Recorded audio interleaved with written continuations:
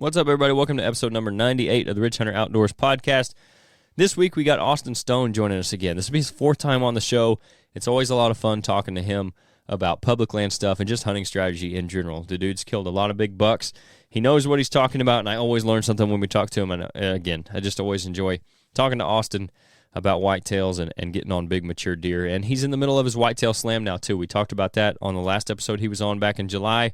He was kind of getting amped up for going down to Kentucky. He went down there opening weekend, didn't have any luck, but he did learn some things about the property. So we talked to him about all that and more and kind of what's to come with his whitetail slam videos. And, you know, we got into a bunch of strategy stuff as well. So make sure you stick around for that.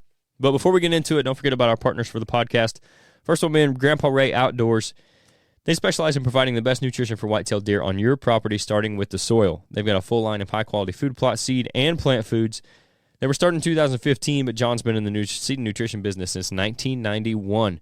With over 14 different food plot blends to choose from, you're not going to have any trouble finding what you're looking for, whether that be fall or spring blends, corn and beans, switchgrass, liquid fertilizer, soil test kits, you name it. When it comes to food plotting, they pretty much have it. They're not just about selling their products, though. They're going to answer any questions you have about what blends would be best for your specific property. That way you can achieve the best results possible. They really take care of their clients.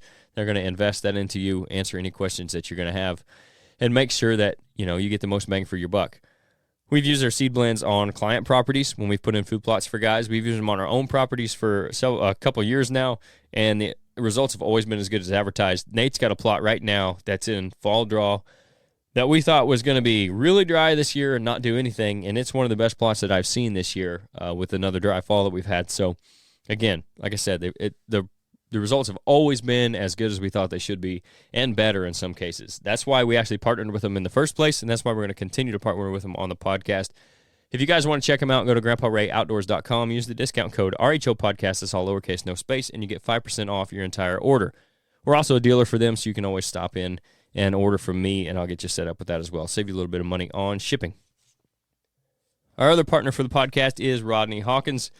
If you guys don't know, he is a land specialist with Midwest Farm and Land. He's been hunting and fishing Southern Illinois his whole life, and he's now putting that love for the outdoors into his new job with Midwest Farm and Land. If you guys haven't heard of them, they're not your average real estate company.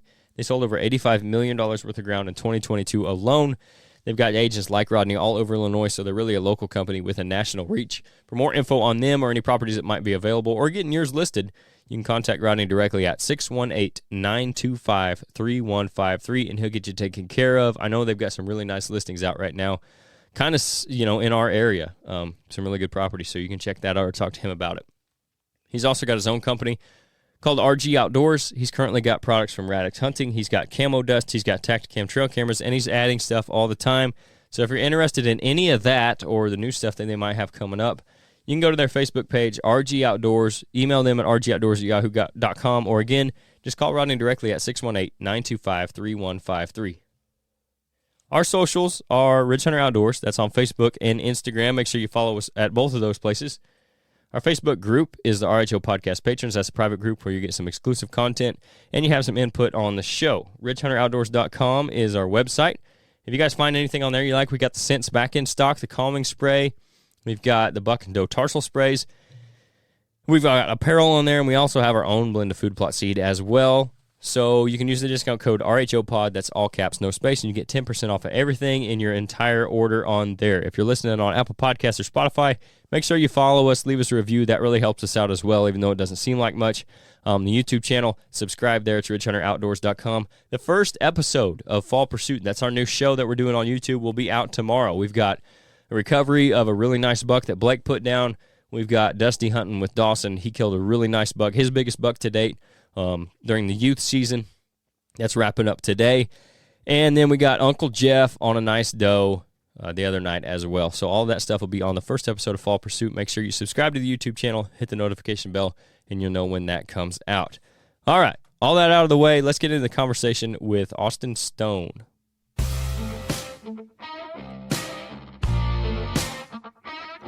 This is the Ridge Hunter Outdoors podcast.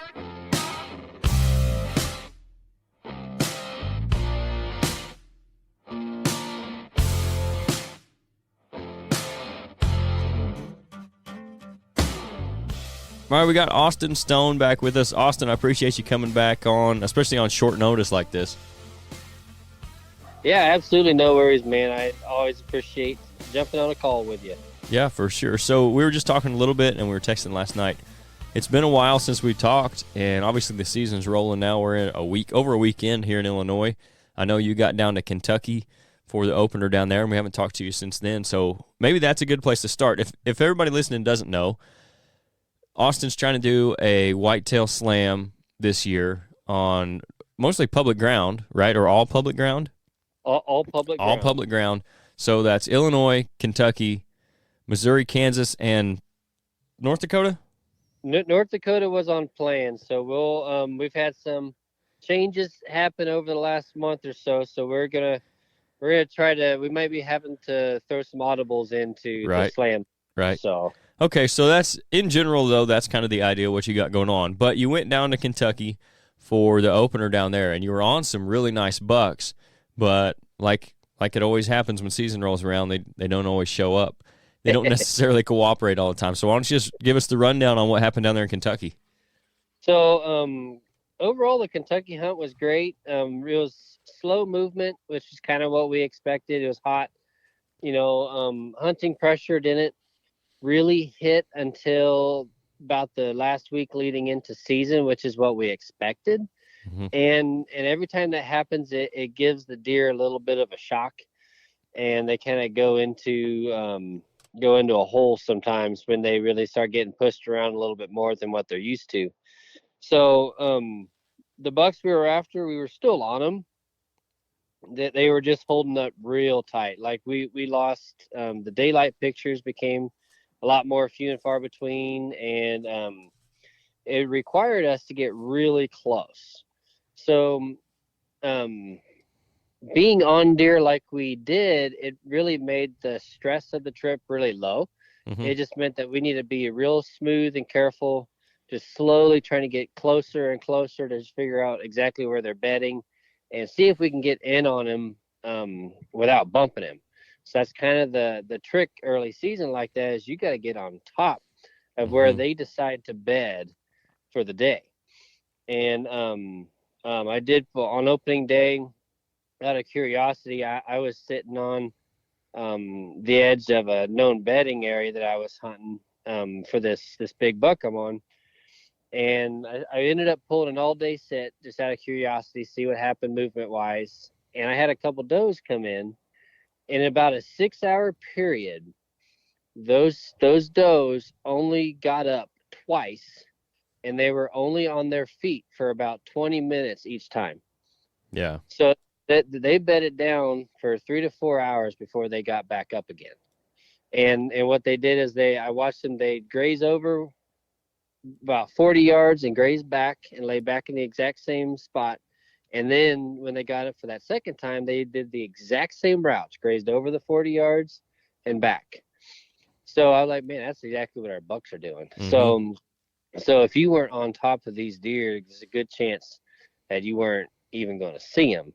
Right. So, but the good thing was that they were still there. So we were slowly just trying to inch in, and we're playing long ball with them. We're playing the long game. Right. So it didn't get it done, over opening week.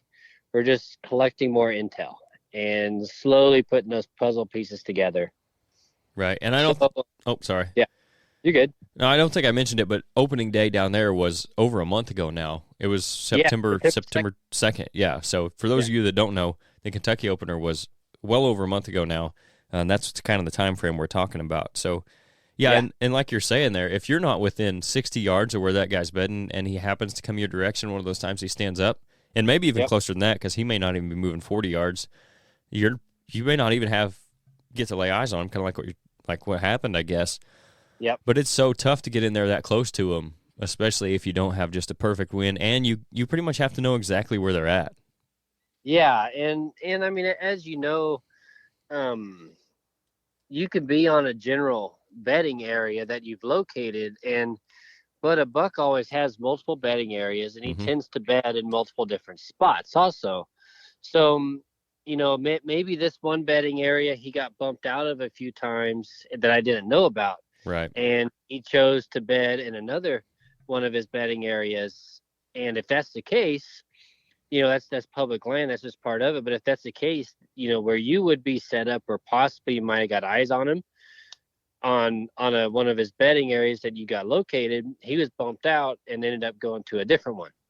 Right. So it's kind of that ever changing chase that just kind of happens. So yeah, and this kind of where we hunt too, we don't hunt a lot of open glassing ground.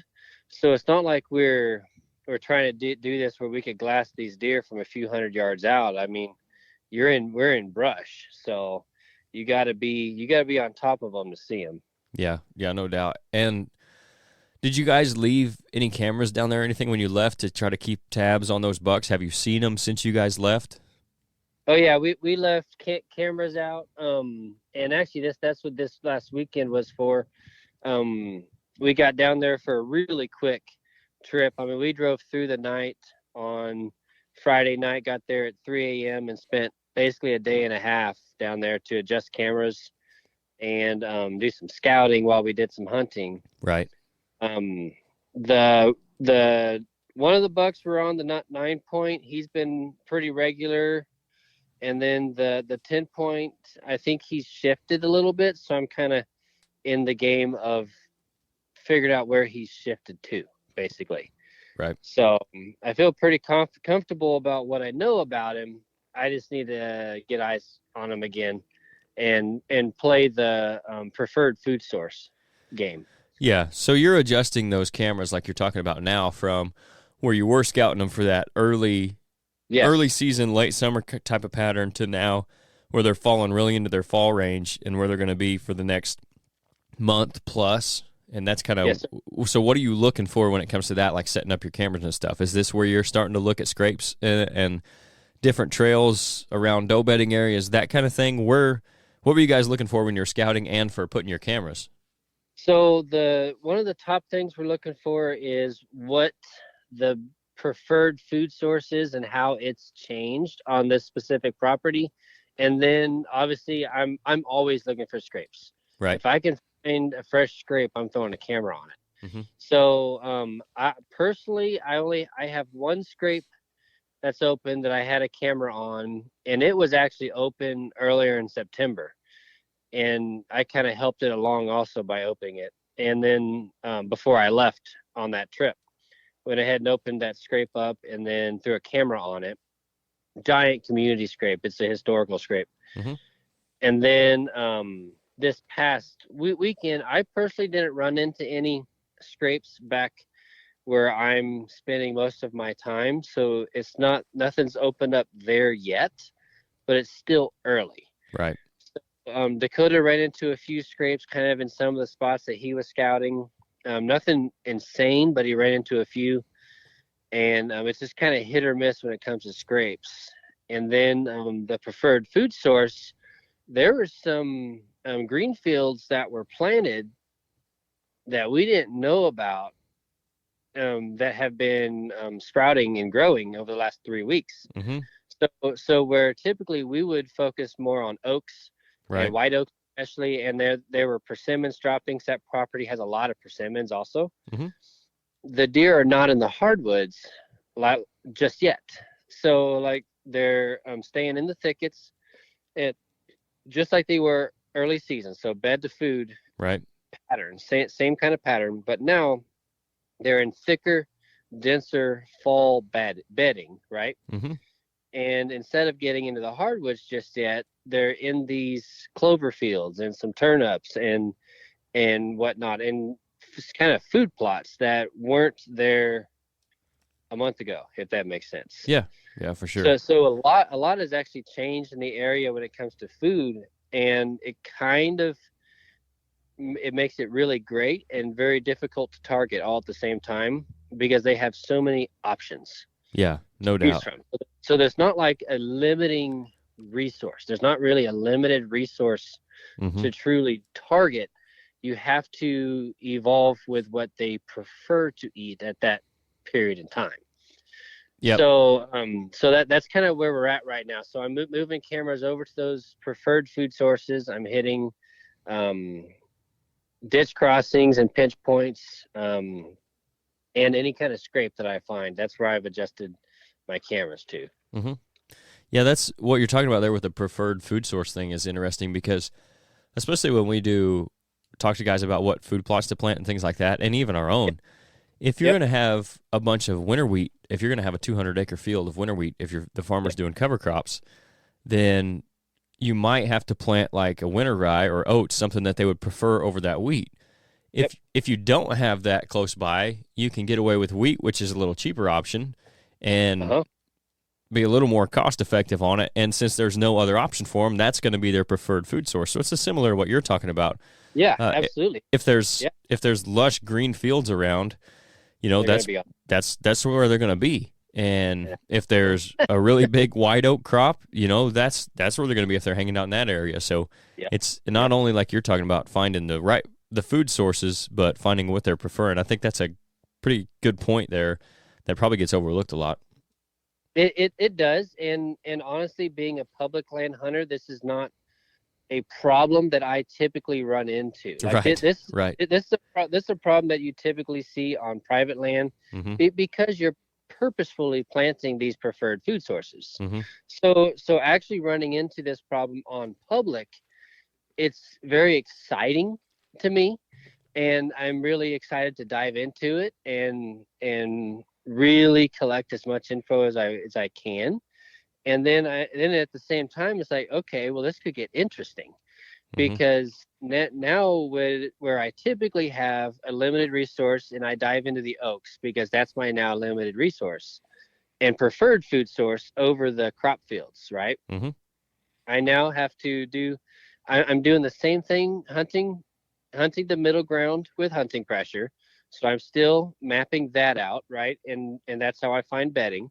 Right. And then too, I'm like, okay, what bedding area is he going to choose this month because of this specific food source? And will it change next month because that other field will be more lush? So it'll be kind of fun to play with this as the season goes on. So high traffic areas is where I'm sticking my cameras right now. Yeah. And so are you still pretty focused your scouting time and your cameras on Kentucky, or have you located any bucks in Illinois or Kansas yet, or Missouri? Man, I haven't had much time I haven't had a chance to get to Illinois yet. Most of my time right now, especially when it comes to cameras, is Kentucky. Yeah. Oh, I found some open scrapes in Kansas, some really big tracks, and some really good sign that I'm excited to dive into. And so I'm pumped about that. I haven't got out to Missouri a whole lot yet. So most of my time, honestly, right now has been spent Kentucky and a little bit of Kansas. So that big buck I'm on in Kentucky has kind of got me obsessed. Yeah. And I mean, if you're on one, you might as well try to get him down, get that out of the way, right, and then move on to a different state. And like, I think we talked before, you always have November as that wild card for, say, Illinois, if you don't make it over here to scout or up there where you're going, That's always something you have in your back pocket is catching one moving during the rut. And that's the thing, too, is, trying to harvest a buck on purpose, like a specific buck on purpose. You most of the time you've got to do it outside the rut because they become very random in the rut. Yep. And so it takes time. It takes a lot of leg work, a lot of miles in the boots, and takes a lot of time to really invest into a deer of that caliber. And but it's fun. That's the part that I enjoy. And then, like you said, the rut, it makes it easy to really just dive into your woodsmanship and hunt. Right. Main movement patterns and the fresh sign and just see what moves by and whatnot. So it's very similar styles of hunting and slightly different all at the same time. Yeah, I think the preparation is the biggest difference in it, and where if you're hunting that one specific buck, you got to figure out where he's at. And like you said, October and December, if he makes it through that rut and the gun seasons, those are the times to kill those specific bucks that you're after because you can get them in their home range. You can kind of hammer down where they're going to be, and then Yep. and get on them that way. And that is all that preseason preparation, some in-season scouting, running cameras and stuff like that. And like you're talking about November, you're still using some of the same hunting tactics and strategies, but when it comes to the preparation, like you said, you're finding where the deer are at, and that's where you're going to be. Yeah, that's exactly the case. So where the rest of the year you're chasing preferred food sources, right? And primary bedding around those preferred food sources, and then in November you're chasing the herd. Right. Yep. So I mean, it's just kind of it's fun to see how each phase of the season evolves, and how these deer, especially a specific deer, you really get to learn in his habits and how he interacts with that property. Yeah, and that's even a thing about during the rut is, like we're talking about preferred food sources, but even as you're trying to find the herd, within that you can try to find the does, the more mature does that may be coming in earlier. As you get later into the rut, maybe it's the younger does that haven't come into heat yet that the bucks haven't found. It's evolving as well as the month of November goes on even. Absolutely. And that's the thing too, is once you get to that super high caliber class of buck, those mature does are seeking him out just as much. So he's going to lock down really fast with a doe. Like the first doe that comes in his area that comes into heat, he's locked it down with her. Yep, he's been there and done that. He knows what's happening. Yeah, and those does also want the more mature deer, especially the mature does, want the more mature buck to breed anyways. Yep. So that's kind of where you if that deer has everything that he needs in that one specific spot, he doesn't have to go anywhere. And it makes it great because he's there, and then it makes it very difficult to put in the truck all at the same time. Yeah, absolutely. That's a couple guys. Well, Nate's one of them, and a buddy of ours too. They know of deer. One guy's been on this deer for several years now, or at least a couple, 2-3 years. And Nate's got one that's similar this year. You know where they're at. They got what they need. They're hanging out close, but you just can't do anything with them without running them off. And they know that. They know they're safe where they're at, and that's why they stay there. They don't have to stray very far for anything, so it makes them hard to hunt unless maybe you catch a doe pulling them by out of their area in November. And even then it's tough because, like you said, those mature does are going to go find them as much as the bucks are trying to find them, and they're going to lock down early. And then they may not have to go far because they might have another one close. So there's a lot that goes into it. So there's definitely positives and negatives to both of that, like you're saying. That's the positive is, he feels so safe there that you've done that he's got everything he needs, but because of that, you have to get so close to him. You have to get on top of him. Yep. And his daylight movement may be extremely limited. Right. And if that's the case, then he could get really interesting to really narrow down those kind of deer. A lot of times those kind of deer may take you a couple of years to gather enough intel. Oh, yeah. Yep. And it's fun, you got the bucks that are real homebodies that won't wander very far. And then you've got the bucks that will wander a bit more just because it's their more personality. Yep. And obviously the bucks that wander more, they're easier to put on the ground compared to those bucks that just kind of hold up. Yeah. Yeah. And we got, I had a deer in the shop this year actually that I had pictures of 3 miles from where he ended up getting killed. And part of that was, that's their personality. And part of that was the way the crops were. When the corn was all out there, he was where I had pictures of him. As soon as they harvested the corn, he had to go find somewhere else to stay. And, that's where he ended up, was 3 miles from where he was spending, the latter part of October. And then I'm sure does pulled him around too and stuff. Yeah. That happens quite a bit, I think, even on the crop rotation thing.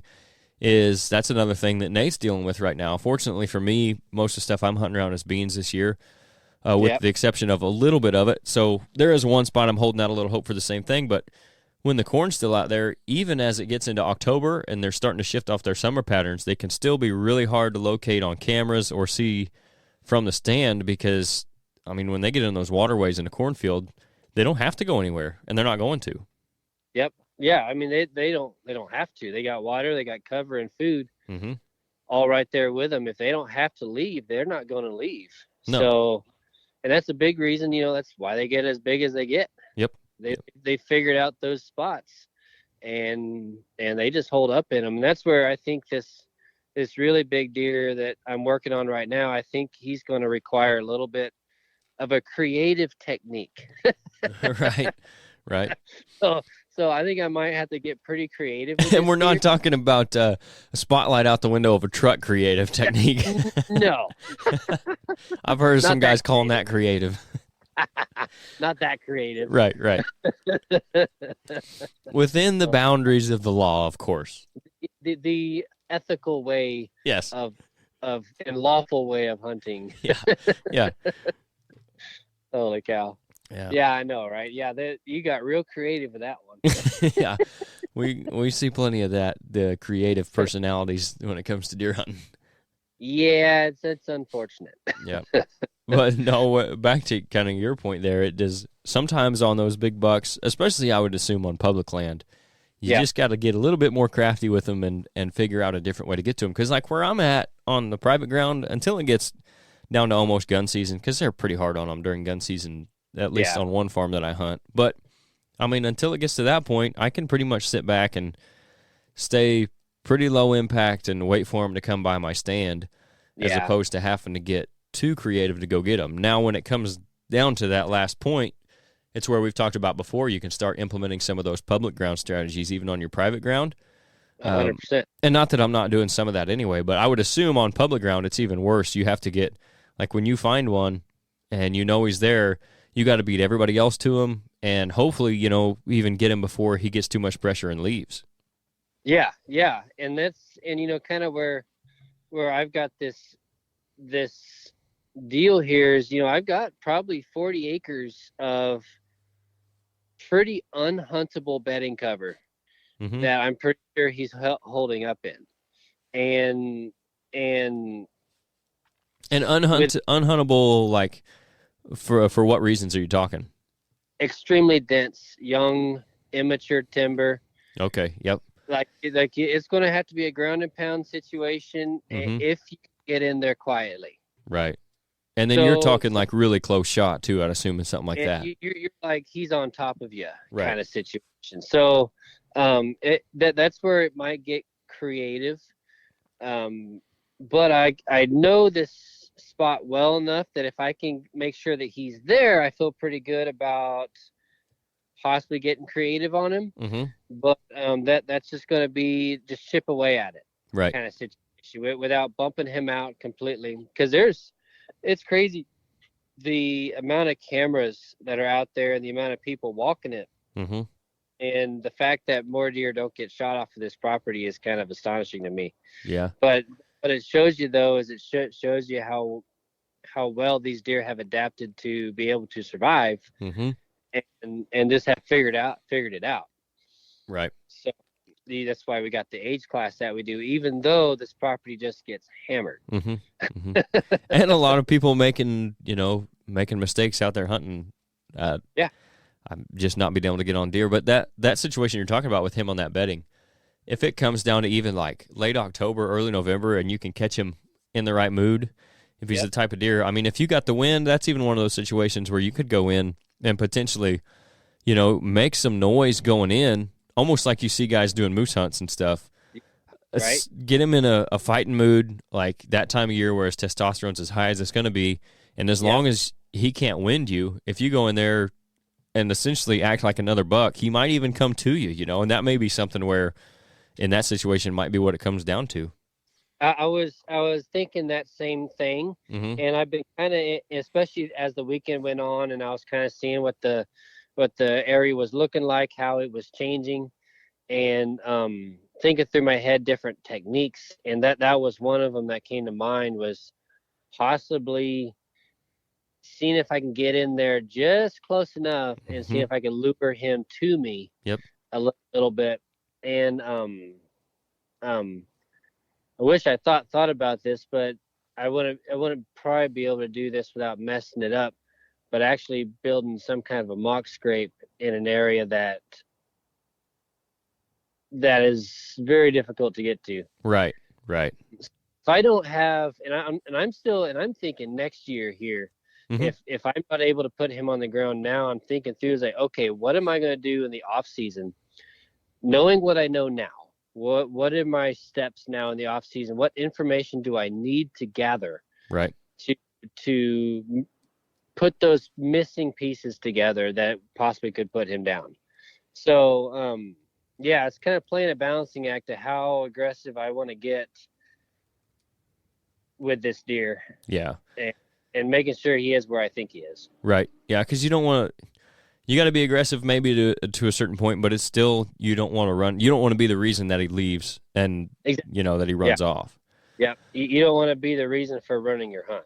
Yeah, and aggressive doesn't mean stupid either, because you still, like, even what we're talking about there, like if you're going in there and making a mock scrape, or you're going in there and maybe purposefully making some noise and scraping some leaves and trees and calling, I mean, you got to be absolutely sure that you got the wind where you can come in, and you have to put yourself in a position where he's not going to see you before you see him, or he's not going to see you while you're calling at him. So you have to have enough stuff in between you and where you think he's at, that, and it may be a situation where you don't even see him until he's right on top of you, but he doesn't see you either. You still have to be smart about it, but you can be as smart and aggressive. Yeah, and that's where it's a very much a calculated aggression.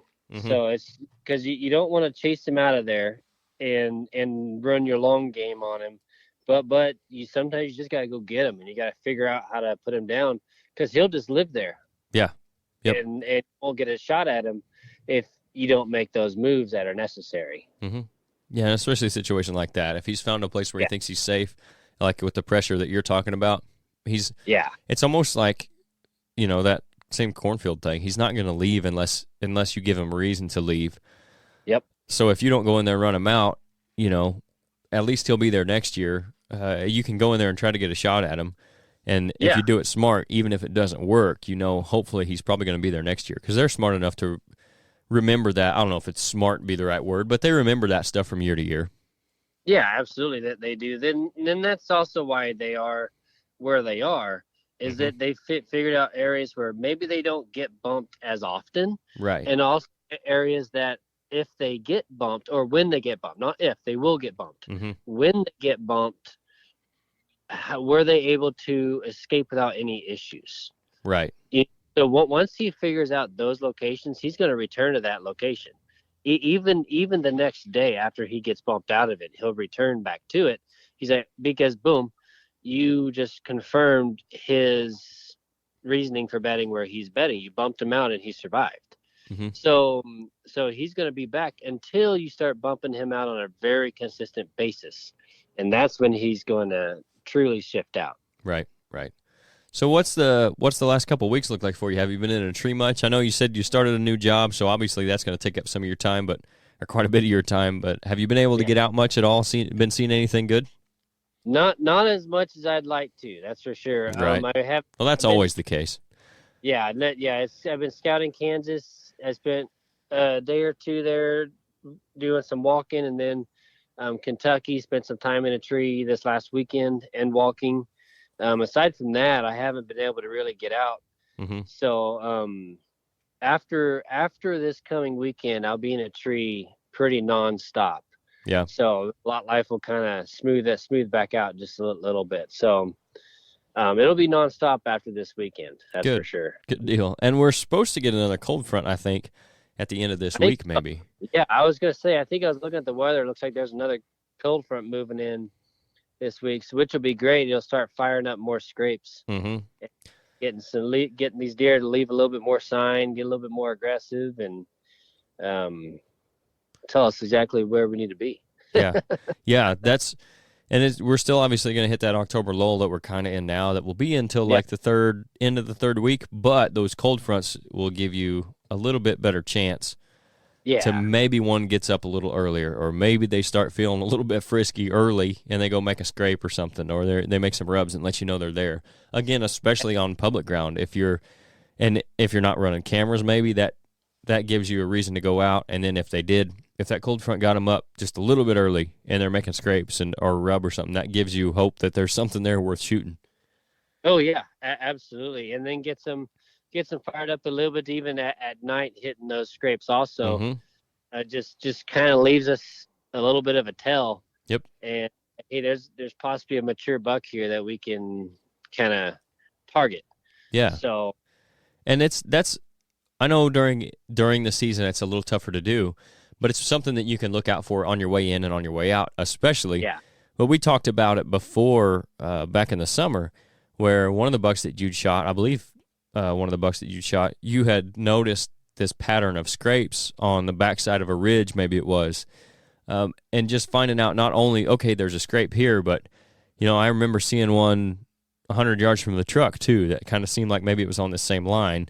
And then maybe if you see another one, try to start patterning, maybe look on a map and mark where those scrapes are, and then it might tell you something, especially you get a topo map on there. Maybe there's a little bit of a roll that you didn't really notice. Maybe it's a draw or something, or maybe it's the structure that you do notice that's around, and that's a movement pattern for him. And you can kind of trace that back to food or bedding and get in where you need to be. Yeah, and that's something I did this weekend was around this bedding area and around those food sources. I was paying attention to where the sign picked up, where the increase in tracks were, and then where they died off, and then they increased again, and then they died off, and then I would dive into it, like, oh, okay, well, here's an increase here, and then also here's an increase here, and then you look on the map, you're like, hey, that's a straight line. That's a straight line from that field all the way back here into bedding. Right. I didn't take a straight line to it, but a deer could. Right. So if you start finding areas like that where you've got an increased amount of tracks versus other areas, you start marking those and you start setting a camera on them and just piecing it together. Right. You start seeing a little bit of a pattern to it, and it could point you in the direction. And I bumped some deer. I didn't see what it was at the backside of this bedding where I think he is, and it sounded like a daggum moose running through the field. So I'm like, I don't know if that was him, but it could have been. Right. And if it was, he connects in a straight line 3 or 4 different points of increased movement that I found. Yeah. So if that's the case and that was him, then I might be on to something when it comes to that point. So that's where just like, give me a picture, let me know you're here, and then I feel pretty good about where you possibly are. Right. So, and then you start looking at little soft edges. The soft edges are, that's, I think, especially on pressure ground, that's where you make your kills and your hunts. The hard edges are always going to get hunted, and they're easier to find. Yep. Sometimes these soft edges, you can't actually see them on a map. So there's a tiny ditch, a tiny bench, something that doesn't show up on a map, and even on an aerial, just a slight change in vegetation. Yep. And those are the edges that these bucks are moving on. And you might not know that edge exists until you actually put boots on the ground and find it. Right. And you're like, hey, this is actually, and then you look at the direction it's leading, you're like, that's in line with where I think the movement primarily is coming from. Like, this makes sense. So once you can find little slight changes like that, where it gives that deer a little bit of an edge to walk along that maybe other people are missing. Yep. That helps you get really creative also. Yeah, and we talk about that a lot, especially when we do consultations or talking about guys improving their property. Is deer are obviously creatures of edge, so the more edges that you can create and give them, the better. And like you're saying, and we did a consultation earlier this late summer, and we looked on the aerial map and we saw on the topo a ridge that we thought could be a pretty good point in the middle of the timber on this property. The way it laid out, it wasn't like all timber, but there was a pretty good patch north and south on the east side of the property. And we thought the point of this ridge comes out about the middle of this timber, and it looked pretty good.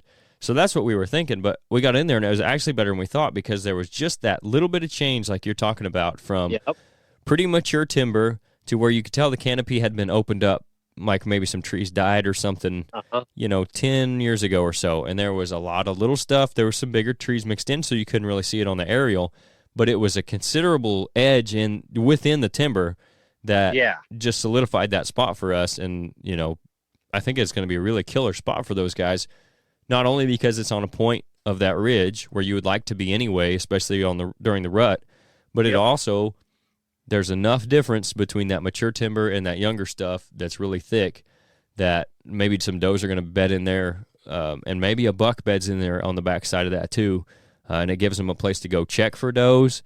And it's just that little edge of travel where you can kind of predict their movement in a timber situation where you can't always do that. Yeah, absolutely.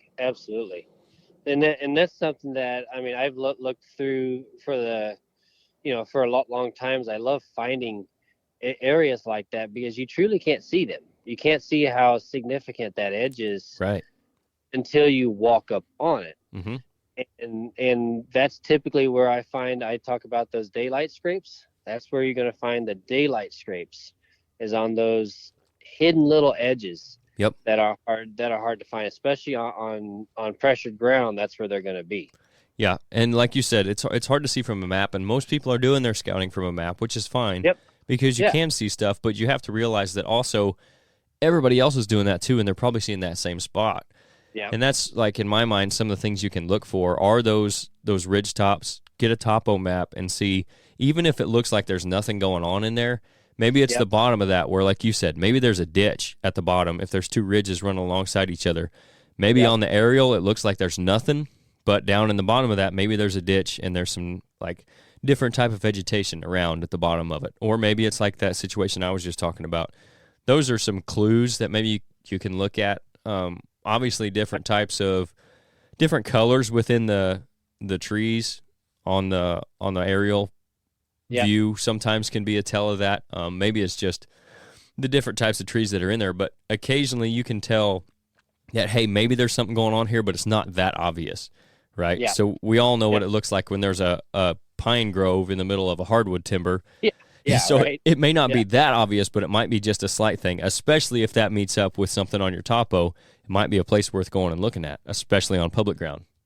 Oh, yeah. And when just like you just said, when one of those soft hidden edges converges with a more major edge, that's a killer spot. Yep. So in a technique I'm kind of using right now with gathering intel on this deer is using historical maps on Google, pulling up historical images, aerial images on Google, and seeing maybe did it flood, was it mown, was anything burnt, what happened, and that maybe exposes a feature inside the thicket that you otherwise couldn't see. Mm-hmm.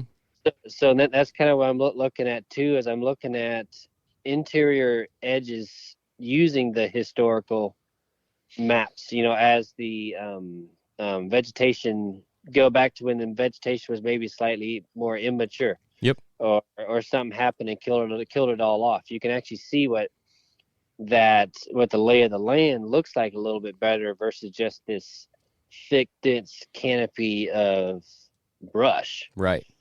So that's another thing I've been looking at quite a bit too, is, okay, what's the interior edges look like? Yep. And is something I can go off of that could give me some kind of more aggressive hunt, but like we were talking about, getting creative. Yeah. A creative hunt. Yeah, and that's just a creative way to scout, because you might not be able to tell on a map the difference between 25-year-old timber and 15-year-old timber. But if you can look at an aerial image from 10 years ago, you can see the difference in 15 and 5. And then maybe that's going to be some kind of an edge in there that you could potentially expose and hunt and capitalize on, that maybe you're one of the only few guys that have noticed that. Yeah, especially if you can't get to it. Like if it's one of those areas where, like, this is so thick I truly can't get to it. But if you can locate something like that on the interior, maybe you can figure out another way around, or just wait till postseason and then go in there and scout it. Yep. And when you're there during postseason, figure out your access at that point. Yeah. And And because if you can figure out, because that's the time when you really just dive into it and figure it out, and a great time to really find your access into hard to reach areas like that. But during season, you just got to be a little bit more careful. You can't just basically grid search a thick, dense area like that. Right. Yep. So, but no, that's a great way to get creative with like online scouting and see if you're missing something that's right in front of your face almost. Right. And that hopefully everybody else is missing in that situation. Exactly. Right. Yeah. And even if, and maybe it's the case that maybe they're not missing it. Maybe they just haven't figured out how to hunt it. Right. And then you go in and figure out how to hunt it and you're good. Yeah. That's the other thing too with public lands. It's not that you're seeing anything different than what a lot of people are seeing, especially those that really know what they're doing. But maybe you just figured out a tactic that they hadn't figured out, and you can capitalize on a hunt. Right. Yep. And that's where it just kind of gets interesting. Yeah, for sure. That's the kind of little stuff too that makes the difference in, going out there and maybe running into a buck in November every 3 or 4 years, and going out there and being able to at least get on deer year over year and have good hunts on mature deer, or the types of bucks that you're looking for. Yeah, 100%. It's keeping an open mind. It's always learning. It's always working. And that's something, when I did this Whitetail Slam, when I started this, that's something I wanted to do, was showcase the work that goes into it, because you don't see all these, the behind the scenes stuff, the thousands of miles and hours spent actually getting ready for the hunt. You kind of just see the finished product of the hunt. Yep. So I wanted to, want to showcase everything that goes into actually making this happen. Yep. So that's kind of the fun part about this series also. Yep. And I got to say, I think you've done a great job of that, from the preseason series and now even getting into the hunting part of it. So I don't want to take up too much more of your time today, and we're going to head to the stand here before too much longer. So why don't you go ahead and tell everybody where they can find your series, the Whitetail Slam series, and all your other stuff before we get out of here. I know you've been on, like, I didn't write the episode numbers down, I should have, but Austin's been on with us, I think this is your 4th time, I believe. And it's always good talking to you. The last one was back in July, though. I didn't realize it had been that long, but it had been July. Oh, yeah, or like second week of July. But either way, let everybody know where they can find you, and Tactical Approach Outdoors and all that stuff. Absolutely. See, the Whitetail Slam is on YouTube. If you look up Tactical Approach Outdoors, you can find all my videos there. I'm on all social media platforms, Tactical Approach Outdoors, and my website is tacticalapproachoutdoors.com. And if you have any questions, about anything I do or any of my services, I would love to hear from you. Don't hesitate to send me a message. For sure, man. Well, hey, again, I appreciate you jumping on here with us. It's always fun talking to you. I always learn something. And hopefully everybody listening does too. Yeah, I enjoy talking to you, man. It's always a good time. Yep. Well, I'll let you get out of here. Like I said, I'm gonna get this thing posted, and then we're gonna head to the stand and hopefully get Javen on a doe tonight. Heck yeah, good luck. I hope you do. All right. Thanks, man. Absolutely. Take care, buddy. Yep.